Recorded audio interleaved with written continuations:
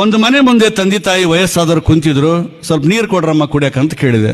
ನೀರು ಕೊಟ್ಟರು, ಕುಡಿದ ಮ್ಯಾಕೆ ಒಂದು 4 ಮಾತಾಡ್ಬೇಕಲ್ಲ. ಏನ್ರಪ್ಪ ನಿಮ್ಗೆ ಎಷ್ಟು ಮಕ್ಕಳು ಅಂತ ಕೇಳಿದೆ.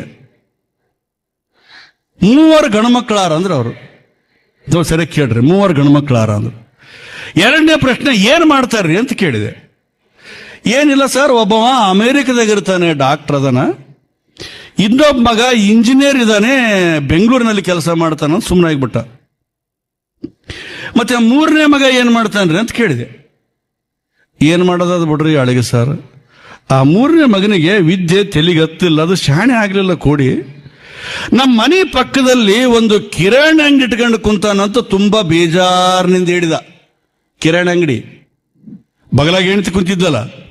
ಯಾಳಿಗೆ ಸರ್, ನನ್ನ ಗಂಡನ ಮಾತು ಏನು ಕೇಳ್ತೋ ಯಪ್ಪ, ಅವ ದಡ್ಡಾಗ್ಯಾನ, ಕಿರಾಣಿ ಅಂಗಡಿ ಇಟ್ಕೊಂಡು ಕುಂತಾನ ಸಲುವಾಗಿ ಇವತ್ತು 2 ರೊಟ್ಟಿ ಕಾಣಕತ್ತೀವಿ ಅಂದ್ರೆ ಅವರು.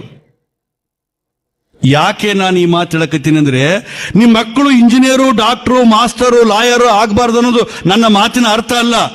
ಒತ್ತೊತ್ತಿಗೆ ಊಟ ಕೊಟ್ಟು, ತಪ್ಪು ಮಾಡಿದಾಗ ಒಂದೇಟು ಕೊಟ್ಟು, ಕೂಲಿ ನಾಲಿ ಮಾಡಿ, ಶಾಲೆ ಕಲಿಸಿ, ಶಾಣೆನ ಮಾಡಿ, ಜೊತೆಗಾತಿ ಹುಡುಕಿ, ಜೋಡು ಮಾಡಿದ ತಂದೆ ತಾಯಿಗೆ ಊಟ ಕೊಡ್ದಿದ್ರೆ ಮಕ್ಕಳವು